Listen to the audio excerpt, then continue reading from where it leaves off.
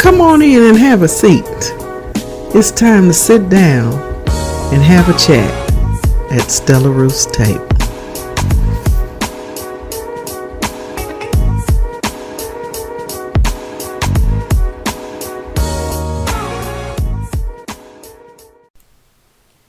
Good morning, good afternoon, good evening, good night.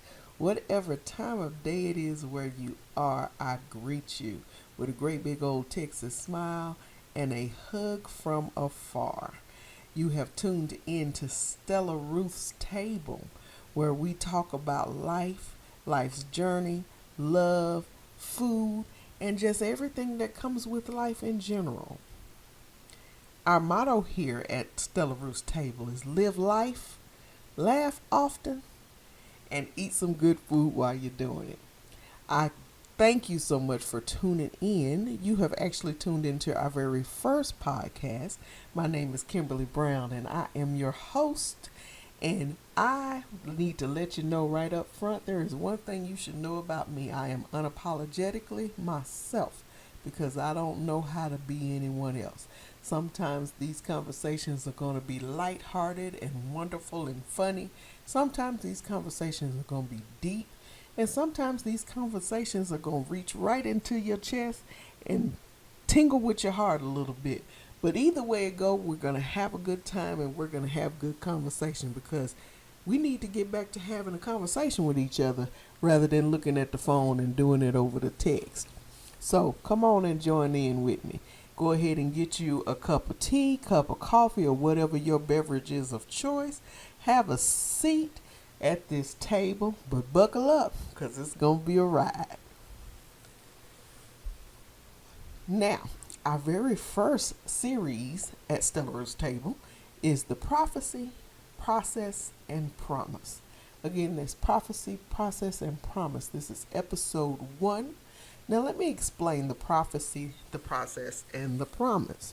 Between every prophecy and promise, there is always a process, which means between you knowing that you are headed for greatness and headed for great things, there is a process that you need to understand and embrace to get you to your promise, which is your success or that greatness that you have been striving for. So between the prophecy and the promise, there is always a process, and we need to learn how to embrace that process so that we can get there with a smile on our face. Now, in this first episode, it is entitled No Shame in Your Past, letting you know that you need to learn how to not be ashamed of your past. The first thing you need to know is who you were. Helps you to become who you are and who you are going to be. Okay? So now, who you were helps you to become who you are and who you are going to be. Don't let who you were be a hindrance to who you are becoming. Let who you were be fuel to who you are becoming. Oh no, that was real deep. I'm not deep all the time, y'all, I promise. So, now, which means that who you were back then or in your past, the decisions that you made, the mistakes that you made, the triumphs that you had, helps you to fuel to becoming a better version of yourself. You have to first of all take steps to forgive yourself of your past. We all know it's preached to us, it is taught to us, it is banged into our brain that we have to forgive people and forgive the past and forgive the things that they've done to us, because we all know that forgiveness is not for them. Forgiveness is for you so that you can move on with your life. Because one thing I have learned over the years in this amount of years, you don't even know how old I am. But the one thing that I have learned is that you could still be holding on to a hurt or some pain or some anger, and the person that hurt you or the person that you're angry with has moved on with their life and living it well while you still sitting there mad and hurt. So you have to learn how to forgive, but you also have to learn how to forgive yourself. Let me tell you a little bit about my past so you can understand what I'm saying when I say don't be ashamed of it. I was a teenage mom. By the time I was 21 years old, I had 3 children.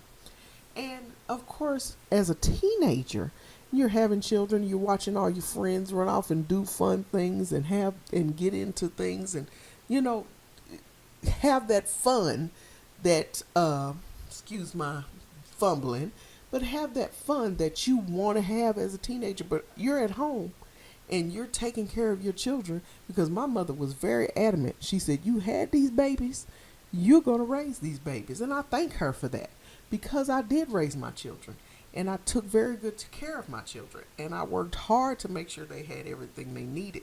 They may not have had everything that they wanted, but they had everything that they needed. But I had to learn to forgive myself for the choices that I made, the choices in men that I made that were really bad for me from the teenager years up until well into my adult years. I made bad choices for companions and spouses. And I was in these abusive relationships that were emotionally, mentally abusive, and every now and then physical. I allowed these people to stifle where I was trying to go. Now, an abusive relationship doesn't just mean a spouse or boyfriend or girlfriend or whatever significant other. An abusive relationship, you can be in an abusive relationship with a friend where that friend just uses you and uses you as a sounding board. Not that that's a bad thing, but uses you as a whipping board, so to speak. Let me rephrase. Using you to dump all of their issues on because they just need to dump it off. And then you're left holding the bag while they're going on with their life. And you just sitting there trying to figure out, you constantly worried about them, but they've moved on because they've dumped it all on you. You could be in an abusive relationship with a relative. I do have a relative that I was very, very close to. Not going to disclose too much because she might be listening.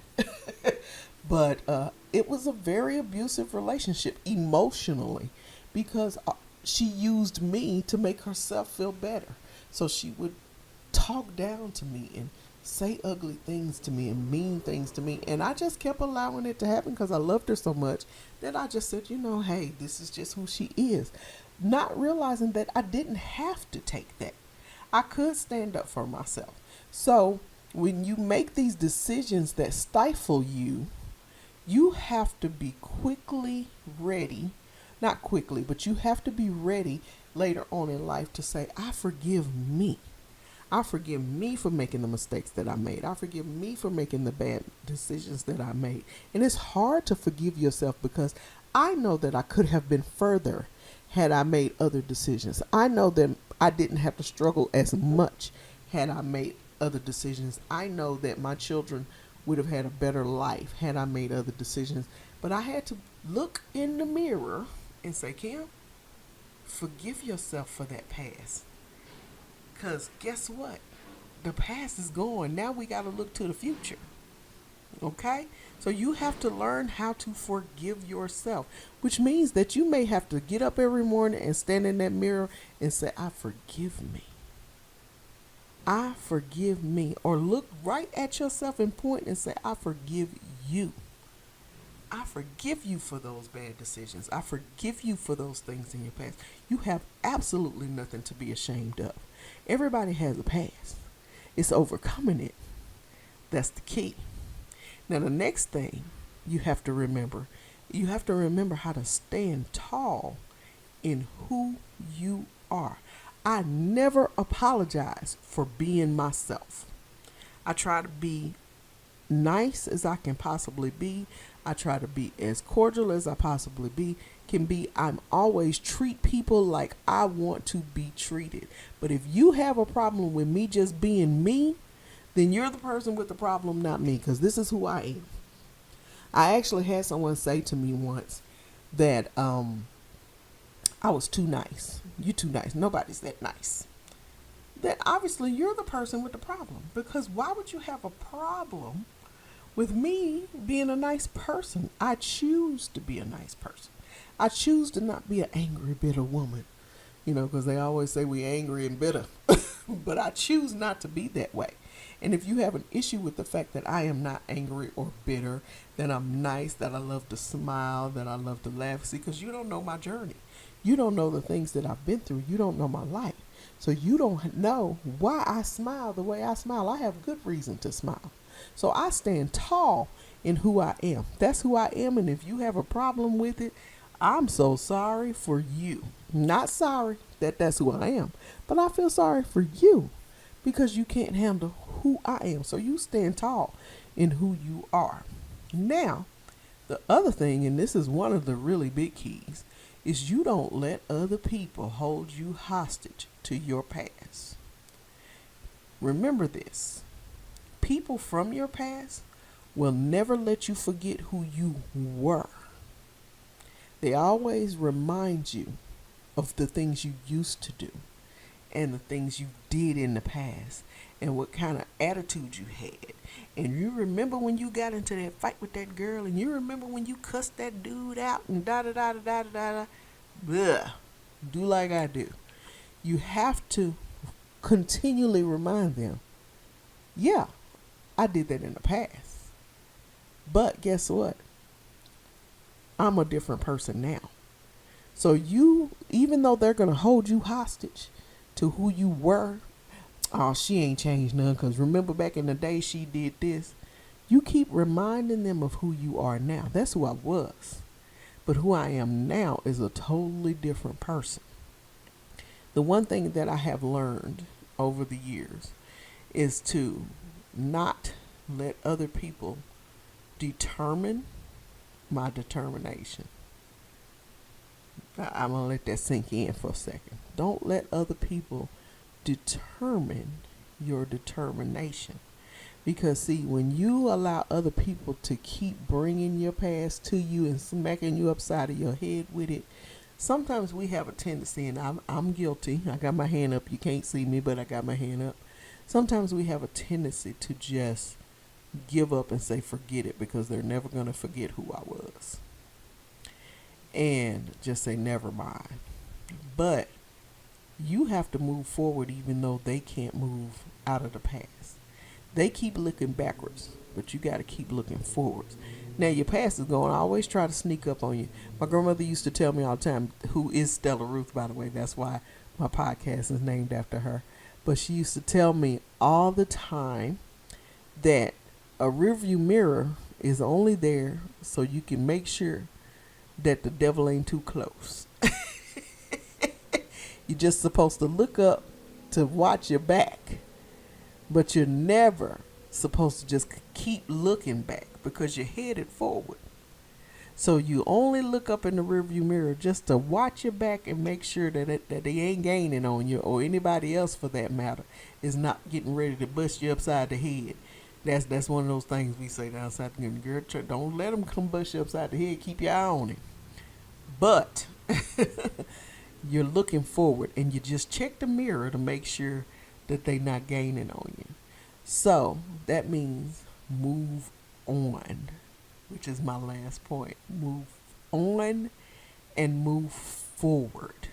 Keep moving forward as no matter what. Because as long as you're moving forward, even if you take 3 steps forward and 2 steps, somebody pulls you 2 steps back, you still took a step forward. As long as you're moving and as long as you're trying, then nobody can stop you. You just keep trying, even if it's just a little bit. Some mornings, I struggle. Well, I used to struggle a lot, but not as much anymore. But some mornings I used to struggle to get out of the bed because I felt like as a young mother, my children deserved better. And so I struggled hard raising them because I'm like, they don't have to suffer like this. You know, that I could have done, somebody else could have done such a better job, so much of a better job than me. They deserve everything in the world, and I can't give them everything. But guess what? They deserved me. And it took me a long time to realize that they got me because God saw fit to give them to me. He felt like I was the best person to love those 3 beautiful, beautiful spirits. beautiful souls, and I love them to life. And and they all know, love them so much, and would take a bullet for any one of them. And I tell people all the time that I thank God every day, because I promise you, my kids are great. God must love me. I have three of the greatest kids, and they all turned out really well, and I'm so proud. And that was not supposed to happen. I was a teenage mom, so that wasn't supposed to happen. They weren't supposed to be success stories, but they are. And I thank God for that. And that's because I learned to not be ashamed of my past. I learned to be okay with who I was, because that built who I am and who I'm still striving to become. I learned to always take a step to forgive me. I forgive myself for the bad decisions. I forgive myself for the downs that could have been ups. I forgive myself for the life that I could have had. I forgive myself because I made not so great decisions sometimes. I tried to make the best decisions possible, but I didn't always get it right, and I forgive myself for that. I'm human. We're all human. We make mistakes. I have a friend that was, she's a recovering drug addict. She was strung out pretty bad, but she is so different now than what she was then. And I don't hold her hostage for being a recovering, and she tells me all the time, never call her recovered, because she's always in a state of recovering. I don't hold her hostage for the things that she used to do, because I look at who she is now, and she is an awesome person, and she's not ashamed to tell you that she was on drugs. Just like I'm not ashamed to tell you that I was a teenage mom. I'm not ashamed to tell you that I was a victim of child molestation and child abuse. I'm not ashamed to tell you that and I don't call myself a victim anymore. I am a survivor of that life. I'm not ashamed to tell you that I am a survivor of domestic abuse. I am not ashamed of who I was and the things that I went through, because they made me who I am and who I am becoming. I don't allow people to hold me hostage to the person I was in the past. I constantly remind them of who I am now. And guess what? I'm continually moving forward. You got to learn how to just keep moving forward. Don't be ashamed of who you were. Don't be ashamed of your past. Use your past as fuel for your future. And I thank you guys for tuning in to Stella Ruth's Table. This has been our first episode. I really hope you enjoyed. I'm really excited about the things to come. We have a lot of good episodes coming up, and we have some where we're going to have a couple of people in, and we're going to interview some people. I have some people on the list that I think you will enjoy in some of our series. This particular series and other series to come, I have a long list. So I thank you guys for tuning in to Stella Ruth's Table, coming down and sitting down and have a chat with me. You can reach me on Facebook at Stella Ruth. You can also reach us on YouTube. I have a cooking channel on YouTube called Stella Ruth 2930. And then I also have, is it Stella Ruth? I have a cooking channel on YouTube called Stella Ruth. And I also have a podcast channel on YouTube called Stella Ruth's Table. So you can reach us any of those places. We're also on Instagram, Stella Ruth 2930. That's the 2930. We're on Instagram and Facebook and Twitter. So you can find me anywhere. And if you want to just send us an email and talk to us and ask some questions for our upcoming episode, the next episode is called Beauty in Being Broken. So if you have any questions that you would like for us to address, or me to address, go ahead and send an email to lovemom2930@gmail.com. Again, that's lovemom2930@gmail.com. Thanks again for stopping by and taking a listen. I appreciate you guys. God bless you. Have a wonderful, wonderful rest of your day. God bless you. Good morning, good afternoon, good evening, good night, wherever you are. Have a good one.